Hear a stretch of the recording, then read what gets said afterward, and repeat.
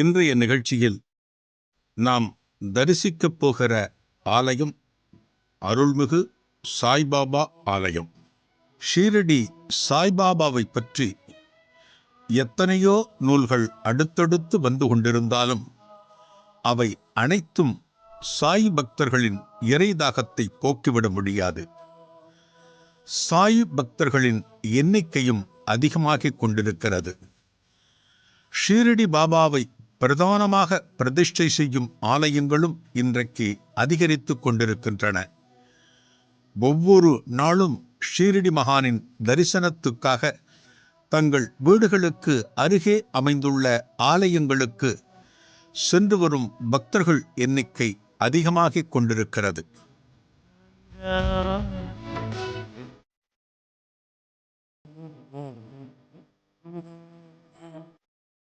ஏழு நிறங்களுள் பச்சை என்பது புதன் கிரகத்திற்கு உரிய நிறம். இதனால் இந்த பச்சை நிற சாய்பாபா புதன் நிவர்த்தி தலமாக கருதப்படுகிறார். இந்த ஆலயத்திலே ஒரு தளத்தில் பச்சை நிற பாபா வீற்றிருக்க, மேல் தளத்தில் வெள்ளை பளிங்கினால் ஆன சாய்பாபா அருள் பாலிக்கிறார்.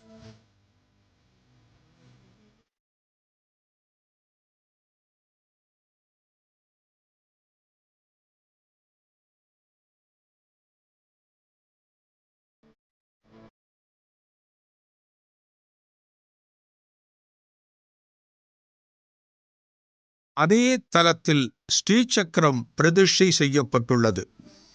இந்த ஆலயத்திற்கு 2021 குடமுழுக்கு நடந்தது. வாராவாரம் வருகிற குருவாரமான வியாழக்கிழமை தோறும் திரளான பக்தர்கள் இந்த ஆலயத்திற்கு வந்திருந்து சாய்பாபாவை தரிசிக்கிறார்கள்.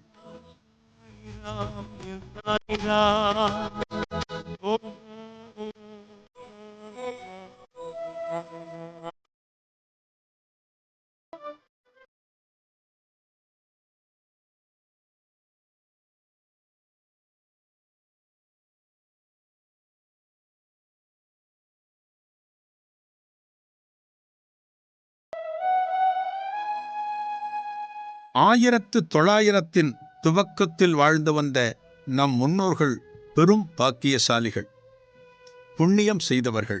எண்ணற்ற சித்தபுருஷர்களை சந்திக்கும் பாக்கியமும் அவர்களிடம் இருந்து ஆசி பெறுகிற சந்தர்ப்பமும் கடந்த நூற்றாண்டு வாசிகளுக்கு தாராளமாகவே கிடைத்திருக்கிறது. இதனால் தானோ என்னவோ குற்றங்களும் கொடுமைகளும் அப்போது குறைவாகவே இருந்திருக்கின்றன. எவரும் பிறரது பொருளுக்கு ஆசைப்படவில்லை. மகான்களின் புனிதமான தரிசனம் பெற்று தங்கள் பிணிகளையும் கஷ்டங்களையும் அவர்களிடம் சொல்லி அதற்கு உரிய நிவாரணம் பெற்று நிம்மதியாக வாழ்ந்திருக்கிறார்கள். இதையெல்லாம் பெரிய கொடுப்பினை என்றும் சொல்ல வேண்டும். பகவான் ரமணர், சேஷாத்ரி சுவாமிகள், காஞ்சி மகா சுவாமிகள், விசிறி சாமியார், சூட்டுக்கோள் மாயாண்டி சுவாமிகள், ஞானானந்தகிரி சுவாமிகள், பாம்பன் சுவாமிகள், பாடகச்சேரி சுவாமிகள், புறவிப்பாளையம் கோடி சுவாமிகள், வல்லநாடு சித்தர் என்று கடந்த ஒரு நூற்றாண்டில் தமிழகத்தை கட்டியாண்ட மகான்களின் திருப்பெயர்களை பட்டியலிடத் தொடங்கினால் அவ்வளவு சுலபமாக அந்த வரிசை முடிந்து விடாது, நீண்டு கொண்டே போகும். இறை அருளால் அவதரித்த இந்த மகான்கள் நேர்மையையும் நீதியையும் மக்களிடம் போதித்தார்கள். பக்தியின் அவசியத்தை சொல்லி தெய்வ வழிபாட்டை பெருக்கினார்கள். அன்பே அனைத்துக்கும் ஆதாரம் என்பதை அன்றாடம் உபதேசித்தார்கள்.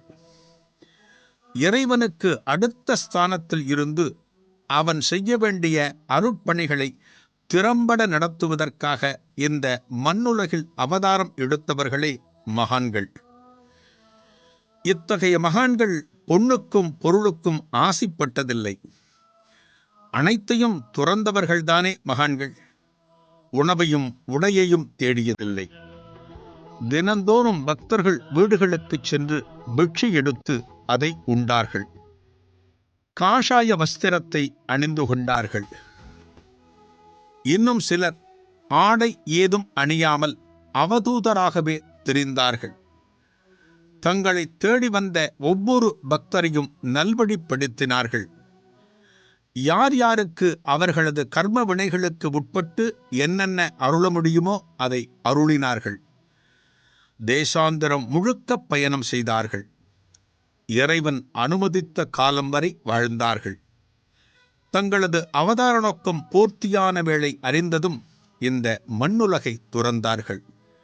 முன்கூட்டியே அதை பக்தர்களுக்கும் அறிவித்தார்கள். இத்தகைய காலகட்டத்தில் மகாராஷ்டிர மாநிலத்தில் ஷீரடி என்கிற குக்கிராமத்தில் அடையாளம் காணப்பட்ட ஸ்ரீ சாய்பாபா முக்கியமான அவதார புருஷர். சொர்க்கம் நான் கண்டேன்.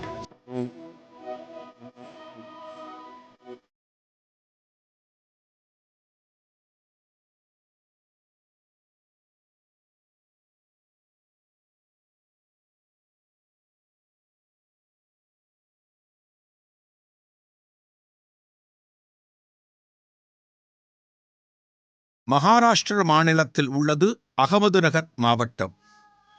அங்குள்ள ஒரு தாலுக்கா கோபர்கான். இந்த தாலுக்காவில் அமைந்துள்ள பல கிராமங்களுள் ஷீரடியும் ஒன்று. வெறும் மண் குடிசைகள் மட்டுமே அங்கொன்றும் இங்கொன்றுமாக காணப்பட்டது அந்த குக்கிராமம். ஆனால் இன்று உலகையே தன் பக்கம் திரும்ப வைத்திருக்கிறது என்றால் அது பாபாவின் அருள் இன்றி வேறில்லை.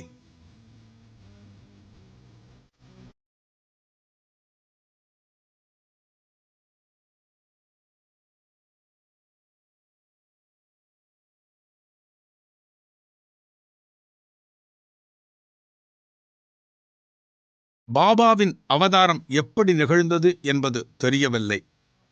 சிலர் சில தகவல்களை சொன்னாலும் அதை ஊர்ஜிதப்படுத்த முடியவில்லை.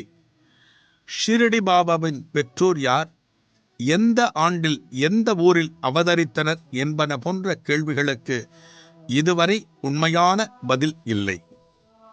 தெய்வ அவதாரங்களின் போது ஆதாரத்தையும் வாழ்க்கை குறிப்புகளையும் வலியப் போய் தேடக்கூடாது. ஷிரடி பாபா பெயரை கேட்ட மாத்திரத்திலேயே அவரது பக்தர்களுக்கு உடலெங்கும் சிலிர்க்கும். அவரது அவதாரமும் அருள்கின்ற மகிமையும் அப்படிப்பட்டது. தன் பக்தர்கள் பிரார்த்தித்த மாத்திரத்தில் அவர்களது எண்ணங்களையும் பிரார்த்தனைகளையும் பூர்த்தி செய்கிறார் ஷிரடி பாபா. இன்றைக்கு உலகம் முழுக்க பல லட்சக்கணக்கான பக்தர்களை கொண்டுள்ள மாபெரும் அவதார புருஷர் ஷிரடி சாய்பாபா. சாயி என்று பக்தர்களால் அன்புடன் அழைக்கப்படுபவர். ஷீரடி இவரது திருவுடல் அடங்கியிருக்கின்ற இடம் என்றாலும் நம் தேசத்தின் ஒவ்வொரு ஊரிலும் ஒவ்வொரு கிராமத்திலும் இவருக்கு அநேகமாக திருக்கோயில் அமைந்திருக்கிறது. ஷீரடியில் பாபாவின் சமாதிக்கு எப்படி வழிபாடுகள் நடக்கின்றனவோ அதுபோல் ஒவ்வொரு ஊர்களில் அமைந்திருக்கின்ற பாபாவின் திருக்கோயிலிலும் அதே வழிமுறைகளை பின்பற்றி பூஜைகள் நடந்து வருகின்றன. சென்னை மாநகரை எடுத்துக்கொண்டாலே பல்வேறு இடங்களில் பாபாவுக்கு திருக்கோயில் அமைந்திருக்கிறது.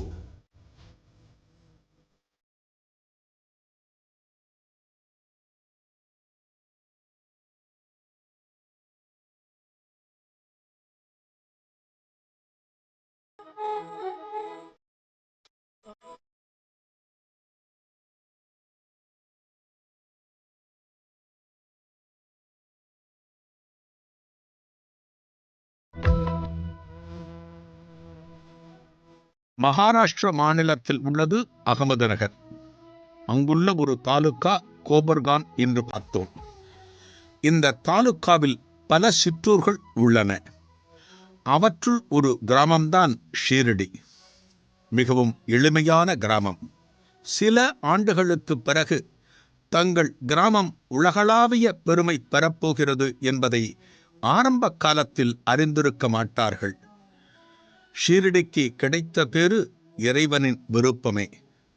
அங்கு பாபாவின் அவதாரம் என்றோ எழுதப்பட்ட ஒன்று.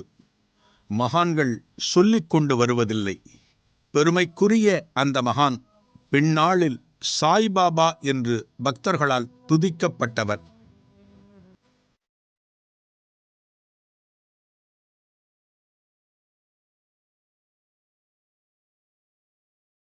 பெயர் மற்றும் பூர்வீகம் போன்ற விவரங்களை எவராவது பாபாவிடம் கேட்டால் பதிலுக்கு ஒரு புன்னகையை மட்டுமே தருவாராம், அல்லது பேசாமல் இருப்பாராம். இதுதான் பாபாவின் வழக்கம். ஆனால் தனது பெயர் சாய்பாபா என்று இவரே ஒருமுறை ஒப்புக்கொண்டது ஒரு கட்டத்தில் அரசு ஆவணங்களில் பதிவாகியுள்ளது. 12 வருடங்கள் குருநாதருடன் பாபா இருந்ததாகச் சொல்லியிருக்கிறார்.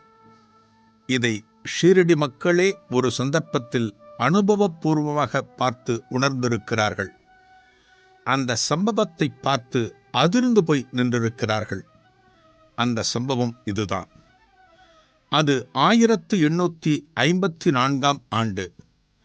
ஷீரடி கிராமத்துக்கு புதிதாக வந்த இளைஞர், அதாவது நம் சாய்பாபா, அந்த கிராமத்தின் வேப்பமர அடியிலேயே வசித்து வந்தார். நல்ல கட்டுமஸ்தான தேகம். வேப்பமரத்தின் அடியில் பல மணி நேரமாக தொடர்ந்து யோகாசனத்திலேயே அமர்ந்திருப்பார். இரவும் பகலும் மாறி மாறி வரும். எதை கண்டும் அந்த இளைஞனான பாபா அரண்டதில்லை.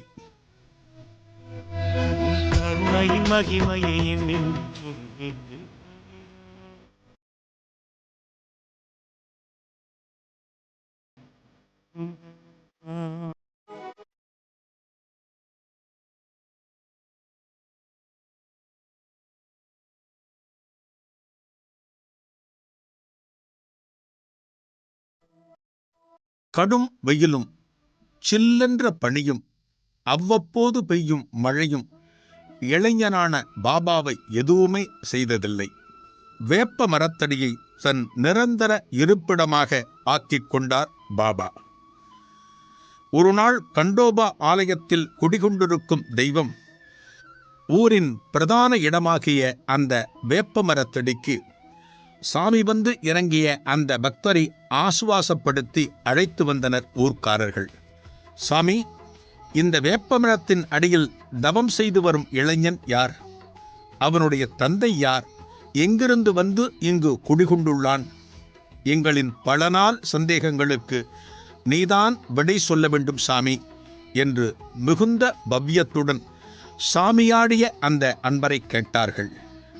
சாமி வந்த அன்பர் அப்போது, இந்த வாலிபன் 12 வருடங்களாக இங்கு அமர்ந்து ஜெபம் செய்துள்ளான். புனிதமான பகுதி இது என்று சொன்னார். இதை கேட்டு வியந்து போன ஊர்க்காரர்கள் இதற்கு மேல் செய்தி தெரிந்து கொள்ளும் ஆவலில் மேலே ஏறி அந்த வாலிபனிடமே வந்தார்கள். அதற்கு பாபா, அன்பர்களே, இந்த இடம் என் குருநாதரின் இடம். அவர் சமாதியாகி இங்கேதான் இளைப்பாறிக் கொண்டிருக்கிறார். அவருக்கு எந்த சிரமமும் கொடுக்க வேண்டாம். தயவு செய்து தொந்தரவு செய்யாதீர்கள் என்று கேட்டுக்கொண்டார். பாபாவின் இந்த வேண்டுகோளுக்கு ஊர்க்காரர்கள் உடன்பட்டனர். இதுவரை ஏனோ தானோ என்று ஊரில் இருந்து வந்த சாய்பாபா மேல் அப்போதுதான் ஊர்க்காரர்கள் மரியாதை செலுத்த ஆரம்பித்தார்கள். எல்லோருக்குமே கடவுளை தரிசிக்க வேண்டும் என்கிற ஆசை காணப்படும். பாபாவை கண்களுக்கு நேராக தரிசிக்க வேண்டும் என்கிற எண்ணம் எவருக்குத்தான் மேம்படாது? கடவுளை தரிசிக்க பாபா ஒரு வழி சொல்லியிருக்கிறார். கடவுளை கண்களுக்கு நேராக பார்க்க வேண்டும், தரிசிக்க வேண்டும் என்கிற ஆவல் எல்லோருக்குமே உண்டு. கடவுளை காண்பதற்கு சில தகுதிகள் தேவை. அவையெல்லாம் நம்மிடம் இருந்தால்தான் பரிபூர்ணமாக அவனை தரிசிக்க முடியும், உணர முடியும். மகான்கள் சொன்ன வார்த்தைகள் இவை. கடவுளை காண பாபா சொன்ன தகுதிகள் எவை தெரியுமா? இறைவனை காண வேண்டும் என்கிற விருப்பம் சுதந்திரமாக அவனுக்குள் எழ வேண்டும். புகழ், அந்தஸ்து போன்றவற்றின் மீது பெரிய அளவில் பற்றுதல் வைக்கக்கூடாது. தியானம் செய்ய வேண்டும். தீய எண்ணங்கள், திருடுவது போன்ற இழிவான செயல்கள் கூடாது. உண்மையே பேச வேண்டும். புலன் இன்பம் தருவனவற்றை புறக்கணிக்க வேண்டும். மனம் உன் கட்டுப்பாட்டில் இருக்க வேண்டும். மன தூய்மை வேண்டும். குருவின் வழிகாட்டுதல் வேண்டும். இத்தகைய குணங்களை மேற்கொள்ளும் எவருக்கும் கடவுள் நிச்சயமாக காட்சி தருவார் என்று பாபா அருளியிருக்கிறார். பாபா சொன்ன வழிமுறைகளை கேட்டீர்கள் அல்லவா? இவற்றையெல்லாம் கடைபிடித்தால் பாபாவையும் தரிசிக்க முடியும், அந்த ஆண்டவனையும் தரிசிக்க முடியும். பாபாவின் திருவடிகளை பணிவோம், அவரது அருளாசிகளை வேண்டுவோம்.